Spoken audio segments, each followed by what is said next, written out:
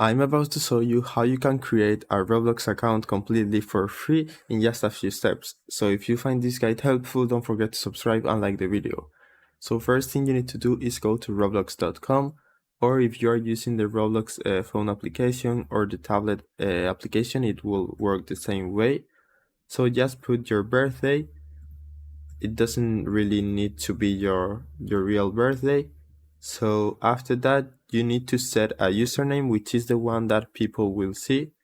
Don't forget that you should not use your real name. So I'm gonna put my username, and then you need to set a password. You can set any password you want, and you should save it somewhere where it's safe and you remember it. So I'm gonna set mine real quick. And then you can select a gender if you want to. This is optional, so in my case I'm not gonna select mine, and just click on sign up. Once you click there, it will take a few seconds until it creates your account, and now you can use Roblox and join any minigame you want. So that's it. That's the simple process you need to follow to create a Roblox account. I hope it was helpful, and thanks for watching.